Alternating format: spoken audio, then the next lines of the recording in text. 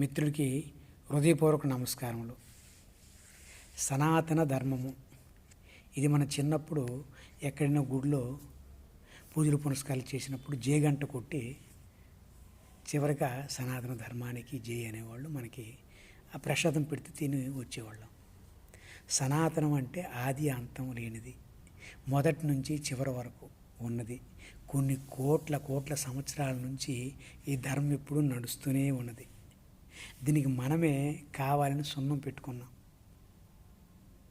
దీనిలో లేనిపోని మనము కులమత విభేదాలు పెట్టుకొని తర్వాత మనుషులంతా ఒక్కడన్న భావాన్ని మన నుండి చిరిపి చివరికి ఎవడు ఏ ధర్మం వెళ్ళిపోయినా పర్వాలేదు, ఎలా వెళ్ళిపోయినా పర్వాలేదు, ఎలా కూర్చున్నా పర్వాలేదు, ఎలా పూజ చేసినా పర్వాలేదు, ఏ దేవుడు నమ్ముకున్నా పర్వాలేదు, సంతోషంగా ఉండండి, గౌరవంగా మర్యాదగా ఉండండి అని ఇక్కడ చిన్న శిక్షణ ఇచ్చి అందరికి శిక్షణ ఇచ్చారు. ఫస్ట్ సనాతన ధర్మమే శిక్షణ ఇచ్చింది.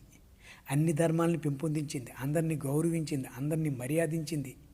ఎవడు ఏ దేవుడిని మొక్కినా సరే వాళ్ళ దగ్గరికి వెళ్ళి కూడా చాలా మంచిదని చెప్పేసి శబాష్ అని అందరి భుజాలు తట్టింది. కానీ చివరికి వచ్చేసరికి ఇప్పుడు మన అందరం మళ్ళీ అఖండ చూడవలసి వచ్చింది.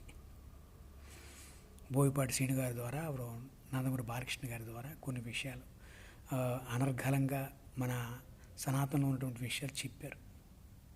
ఆయన ప్రతి డైలాగులు కూడా ఉంది. ఎందుకంటే సనాతన ధర్మంలో లేనిది ఈ ప్రపంచంలో ఎక్కడ ఏ గ్రంథంలో లేదు. అన్ని గ్రంథాలను మనకు అన్ని ఔపాసన పట్టించారు చిన్నప్పటి నుంచి.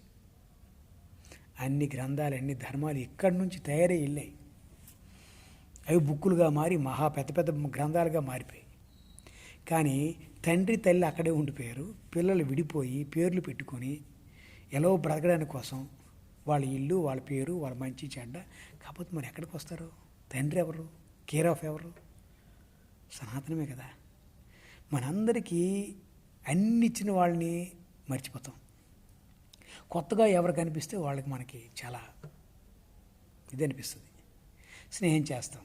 ఆ తర్వాత కొంతకాలం పోయిన తర్వాత మనం మొదలే బెటరు, మనదే కరెక్ట్, ఇవన్నీ మనిషిని లుటాయించడానికి అనేది విషయం తెలుసుకుని మళ్ళీ తిరిగి వస్తాం.